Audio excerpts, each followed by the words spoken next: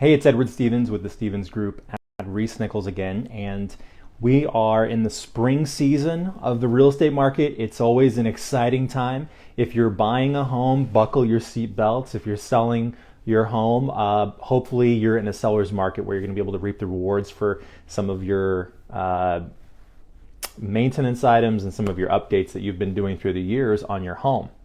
And when the springtime hits, it's always a competitive market, more so than any other time, for buyers trying to get their offer accepted in the best neighborhoods, in the best school districts, in the best cities in America. Buyers compete. They compete heavily in the spring, okay? So I feel like this is a good time to talk about some questions that you may forget to ask along the way. In fact, what I think are three major questions you forget to ask when you're under contract on your home you're about to close on. These are things that you should discuss with your real estate agent. You should make a list, hopefully, as we go through. If you think of other questions that either you forgot to ask when you bought a home or just other things that you think people would benefit from, drop them in the comments. I would love to hear those so we can always be learning from each other. So the first question is regarding homeowners associations. So if you read the seller's disclosure from the seller's disclosure tells you, or is supposed to tell you, the age of certain components, the utility companies that provide power or gas or water to the house. But there's also a section on there for homeowners associations. And it's important for you, as the first question that we're going to go through today, to make an inquiry to that homeowners association. You don't just get a copy of the bylaws. Don't just read the bylaws. Take a step to make a call to somebody who's representing that homeowners association. If it's the president, if it's the treasurer, somebody. Call them directly. Okay, you want to make sure that you have a copy of the latest declarations, the latest documents from that homeowner association, because you want to know what things are included, what things are not included, what are the laws, what are you going to get a fine for. You want to verify how much you're supposed to be paying. Sometimes the information that you're given initially by your agent or by the seller's disclosure is not accurate. Or sometimes it's going to be changing in a couple weeks, and had you not made that call, you would not have known. So make that call to the president of the homeowner association. Ask all the questions that that you would want to ask. Talk to them about the plans that you have for the home. Is it okay for you to paint the house a certain color if you have plans to paint it? Is it okay for you to put a fence up? What kind of fence is allowed? Can you put a pool in there in your backyard? Okay, these are the kind of questions that if you ask them now, you still, if you don't like the results, you may still have an opportunity to walk away from the house.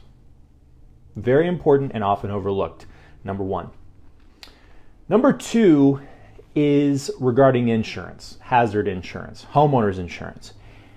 I've talked about this many times. I talk about it till I'm blue in the face with clients, with other agents that I meet, that insurance is not just something that you look at as, oh yeah, we're 3 days before closing, I should probably call my insurance provider. I should probably have the buyer call their insurance provider and get hazard coverage or homeowners coverage on the property. There's another purpose that the insurance provider can give you.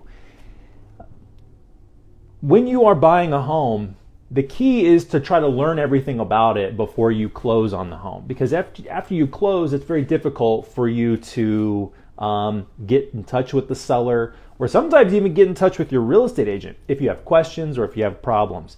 And God knows that going through the legal channels in this country to try to get any kind of justice for anything that you've been harmed from is probably very stressful and a low likelihood of working out. So doing these things ahead of time is supposed to prevent you from that heartburn and that heartache. Insurance is something that is really important when you own a home. And while your insurance provider is going to give you a quote for how much insurance is going to cost on the home, they're going to give you, this is what your deductible options are, This is what your premiums, your monthly premiums are going to be that you pay, and here are the different things that we recommend that you insure. That's fine, that's important. But they can also have access to a report of what insurance claims have been made on the home. They know things that the seller may not know. They know things that your real estate agent may not know. They know things that your lender may not know, the title company may not know, your home inspector may not know.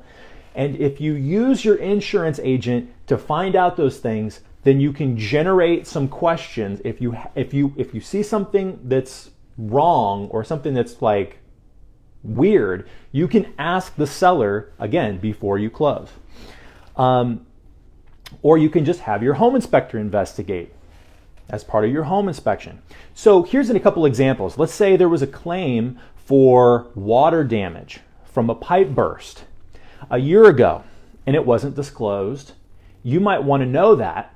That might render into your decision of whether or not to buy the home, right? Or you might want to check for mold, and you might want to ask the seller about that. A big one in Kansas City is roofs. We have a lot of weird weather here in Kansas City, so hail, windstorms, tornadoes, things like that damage roofs, and it's very important for you to ask your insurance provider if there's been any roof claims, because we've had it happen before where we have investigated where a home had been damaged in a hailstorm, and we were made aware of that by an insurance provider. We weren't made aware of that by the seller. We were made aware of that by our own looking into it, by an insurance provider telling us, and then we looked into it further, and we found out that the seller had actually taken the money and not put a new roof on. That would be important for you to know as a buyer. You would want to know whether or not the seller has been paid by an insurance company to put on a roof on your future house and then turn around and try to sell it to you a year later and not put the roof on. It's important because if you go to file a claim on that roof later, you may not be able to get your claim approved. Your insurance provider may be looking at you to pay the cost of that roof. So anyway, you should be looking at insurance from not only the standpoint of, okay, what all needs to be insured and what are my costs, but what does that insurance provider know that they can tell me ahead of time before I close? And the third thing is just to make a list of questions in general. Anytime you have a question about the property, you should write it down, either get it to your agent so they can write it down, or you personally write it down. And make sure you get a written copy to the seller and make them answer those questions to the best of their ability. Get a copy of it back with the answers to your questions and keep it for your files before you close. And I say before you close because after you close, a lot of times sellers are not willing to deal with you unless there's some kind of legal consequence for them not doing so.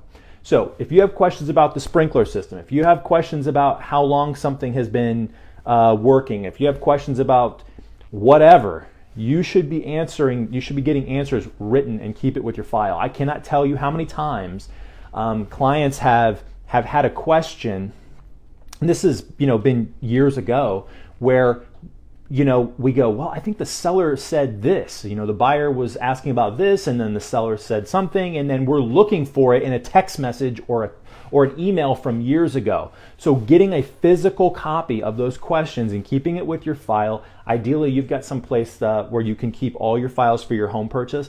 Put it in there, and if you ever need it, heaven forbid you have some kind of legal thing you have to go through with the seller, because they didn't tell you or they told you incorrectly, you can point to the day and the time that you asked the question and you got the answers back.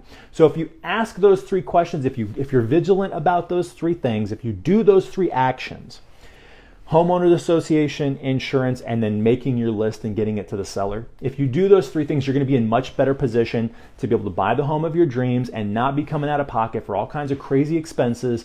As a homeowner, you don't want to be hit with those expenses. You want to be spending money on furniture. You want to be spending money on all the fun things, not on the expensive things that you should have found out before you bought it. So, Edward Stevens from the Stevens Group at ReeceNichols. I hope you're doing well. I want to see you, yes you, one day at the closing table.